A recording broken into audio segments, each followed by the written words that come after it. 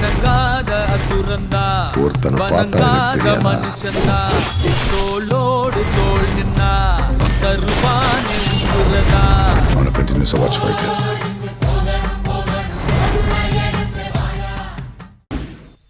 ஏய், எனக்கு எப்பவோ சின்ன வயசுல காது குத்தியாச்சு. காதுல தோடு கூட போட்டிருக்கேன் பார்.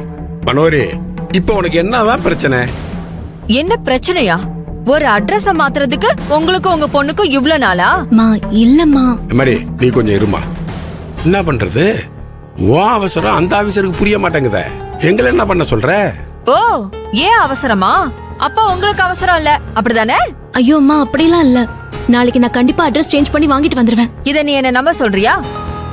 ஏமா இப்படி நம்பாம சண்டை போட்டுட்டே இருக்க போறியா? இங்க பார், உனக்கு ஒண்ணு தெரியாத அகல்யா. இத நிக்கிறா பாரு, இவ சாமானியப்பட்டவ இல்ல. இவளுக்கு ஊர்ல இருக்கிற எல்லாருக்கும் ஓடி போய் உதவி பண்ணணும்னா பிடிக்கும். அப்பதானே இவளை எல்லாரும் ஆன்னு வச்சு பாராட்டி தள்ளுவாங்க. அதனால இழிச்சுக்கிட்டு முன்னாடி நின்னு செய்வா. ஆனா நமக்கு எது செய்யறதா இருந்தாலும் இவளுக்கு கஷ்டமாதான் இருக்கும். மாமா, இப்படி கொஞ்சம் கூட மனசாட்சி இல்லாம பேசுறியம்மா. என் லட்சியத்தை புரிஞ்சுக்கிட்டு எனக்கு ஹெல்மெட்லாம் வாங்கி கொடுத்தது அக்கா தான். ஆமா, என் படிப்புக்காக செல் வாங்கி கொடுத்ததும் அக்கா தான். ஏய், என்ன நினைச்சிட்டு மனோரி இரு பொறுமையா இரு. வேப்ப மரமாவே இருந்தாலும் அதுல இருந்து வர்ற பழம் கசக்காது, இனிக்குன்னு ஜெகனும் அகல்யாவும் நிரூபிச்சுட்டு இருக்காங்க. அவங்கள்ட்ட எதுக்கு கோபப்படுற? ஓஹோ, இவங்க ரெண்டு பேரும் இவளை விட்டு கொடுக்காம பேசினதும் அப்படியே உங்க மனசு குளிர்ந்து போச்சுல்ல? நியாயப்படி பார்த்தா உனக்கு தான் குளிரணும், ஆனா குளிர மாட்டேங்குதே. பா, தயவு செஞ்சு நீங்க கொஞ்சம் பேசாம இருங்கப்பா, ப்ளீஸ் பா. அம்மா, நான் தான் சொல்றேன்ல, நாளைக்கு அட்ரஸ் சேஞ்ச் பண்ணிடலாம். நீங்க ஒண்ணு கவலைப்படாதீங்கம்மா. நான் ஏன் கவலைப்படணும்? அட்ரஸ் சேஞ்ச் பண்ணிட்டு என் பேர்ல அந்த இடத்தை ரிஜிஸ்டர் பண்ணி கொடுக்கலன்னா நீங்கள கவலைப்படணும்.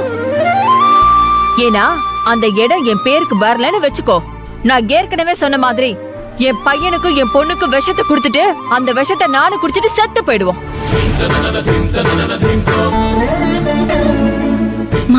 என்னம்மா நீங்க திரும்ப திரும்ப ஏமா இப்படியே பேசிட்டு இருக்கீங்க? ஆமாமா, நீ இப்படி சென்டிமெண்டலா பிளாக்மெயில் பண்றது கொஞ்சம் கூட நல்லாவே இல்ல. ஏ, உனக்கு சாகிறதுக்கு பயமா இருக்கா? சரி விடு, நான் மட்டும் செத்து தொலைறேன். போதும் மனோரி, இங்க வாழ்றதுதான் பெரிய விஷயம், சாவறது பெரிய விஷயம் இல்ல. நீ சும்மா அதையே சொல்லி மிரட்டிக்கிட்டு இருக்காத. ஆதரதான் அந்த இடத்த உன் பேருக்கு ரிஜிஸ்டர் பண்ணி கொடுத்துருன்னு சொல்லிடுச்சு இல்ல. நானும் அதுக்கு ஒத்துக்கிட்டேன்னு. அப்புறம் எதுக்கு நீ வாய் இருக்குன்னு வார்த்தையை விட்டுக்கிட்டு இருக்க? ரிஜிஸ்டர் பண்ணி குடுக்கறேன்னு சொல்லிட்டு நீங்க ரெண்டு பேரும் சேர்ந்து என்ன ஏமாத்திட்டீங்கன்னா அதுக்காக தான் கத்திட்டு இருக்கேன். சை, நீ எல்லாம் ஒரு மனுஷியா? பா, எங்கப்பா போறீங்க? நீ இருமா.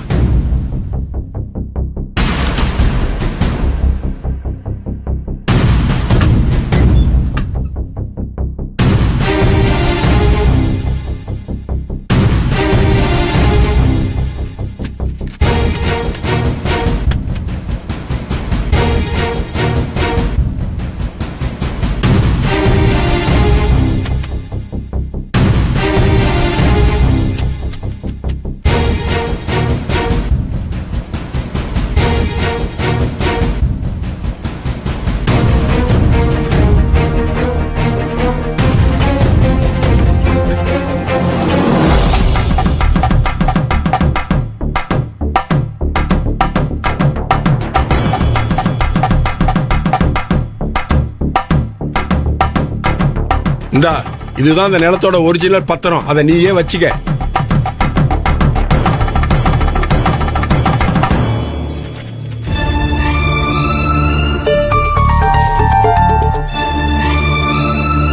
தயவு செஞ்சு இனிமேலாவது எங்களை நம்பு. எங்களுக்கு ஒன்னு ஏமாத்தணும்னு எந்த அவசியமும் இல்ல. உன் பேருக்கு அந்த இடத்த ரிஜிஸ்டர் பண்ணி கொடுத்ததுக்கு அப்புறம் நீ எங்களை ஏமாத்தாம இருந்தா சரி. யாரு யாரு? நானா? நான் உங்களை ஏமாத்துறேனா? என்ன பார்த்தா நீங்க இந்த வார்த்தையை சொன்னீங்க? மா கோவப்படாதீங்கம்மா. அப்பா தெரியாம ஏதோ ஒரு எமோஷன்ல அப்படி சொல்லிட்டாரு. நீங்க மனசுல ஒண்ணு வச்சுக்காதீங்க. ஏய், என்ன நின்னு பாத்துக்கிட்டே இருக்கீங்க? அம்மா உள்ள கூட்டு போங்க. அம்மா வாமா போலாம். அம்மா, என்னம்மா மறைச்சிட்டு இருக்க? வாமா. அட வாமா. வா.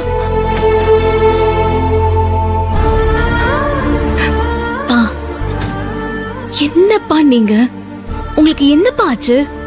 எல்லாரையும் நம்பி வாழணும்னு எனக்கு சொல்லி கொடுத்ததே நீங்க தானப்பா. அப்படிப்பட்ட நீங்களே அம்மாவை நம்பலன்னா என்னப்பா அர்த்தம்? எம்மாடி ஆதிர, நான் திரும்ப திரும்ப சொல்றேம்மா, நீ அவளை பத்தி சரியா புரிஞ்சுக்கலம்மா. இல்லப்பா, நீங்க தான்ப்பா புரிஞ்சுக்கல. அம்மாவுக்கு உங்க மேல நிறைய அக்கறை இருக்குப்பா. அப்படியாம்மா? உண்மையிலே அவளுக்கு என் மேல அக்கறை இருந்திருந்தா அந்த இடத்த தான் பேருக்கு ரிஜிஸ்டர் பண்ணி கொடுக்க சொல்லி இவ்வளவு பிரச்சனை பண்ணிட்டு இருந்திருக்க மாட்டா.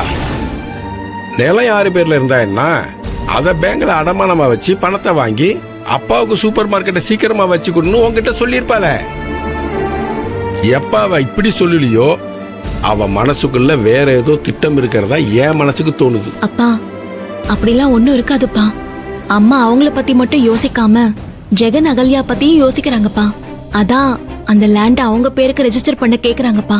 எம்மாடி, மனுஷன் மனசுக்குள்ள ஒன்னு தெய்வம் இருக்கணும், இல்ல பூதம் இருக்கணும். ஓ மனசுக்குள்ள தெய்வம் மட்டும்தான் இருக்கு, ஆனா மனோரி மனசுல பூதம் மட்டும்தானே இருக்கு.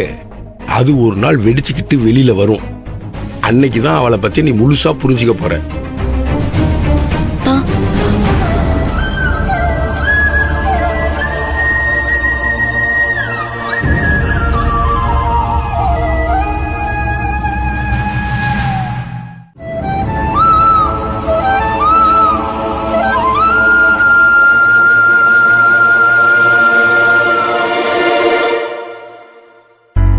சித்தி, தைரியமா உள்ள வாங்க. பெரிய என்ன வீட்ல இல்ல. அப்படியா? நல்ல வேலைடா கார்த்தி. பிரபு இருந்தானா என்கிட்ட ஏன் வந்த எதுக்கு வந்தேன்னு கேட்டு சண்டைக்கு பாய்வான். எப்படியும் அவகிட்ட இருந்து தப்பிச்சேன் நானு.